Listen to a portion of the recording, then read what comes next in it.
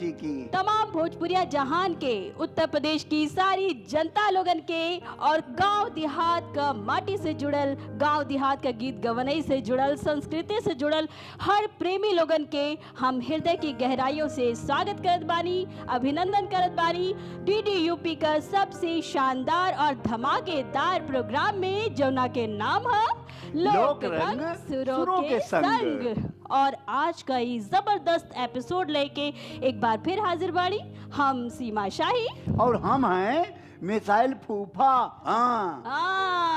तो फूफा देखा, आज देखा गीत गवनई का मंडली जम चुकल बा, एक से एक कलाकार के देखा चमकत है नहीं।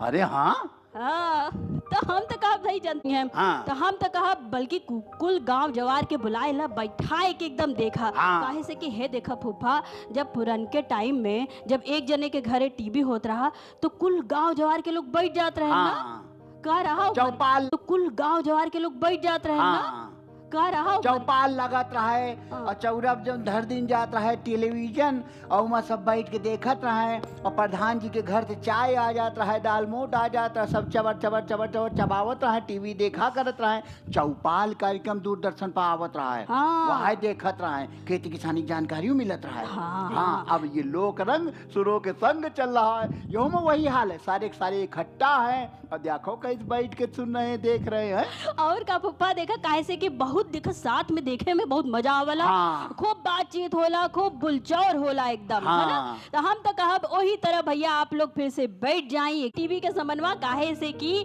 अब होवे वाला बा सुर ताल तरंग में जंग, काहे कि इहा लोक रंग सुरों के संग।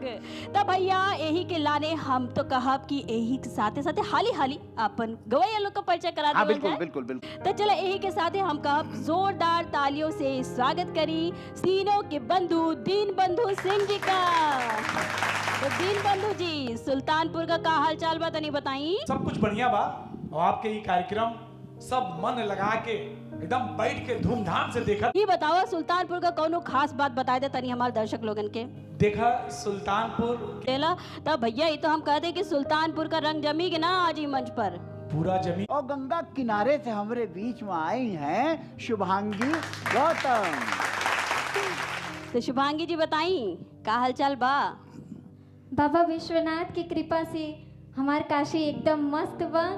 मस्त बा। तो हमके तो लगा था कचौड़ी गली सुन करके आइलू हा, कचौड़ी खवलो कि ना। हाँ खैली लगत तो नहीं बा जाए के जरूर खाऊ, है ना। बिल्कुल। तो चलो बहुत बहुत स्वागत बा आपका भी। मऊ से आई सीमा सरगम जी का।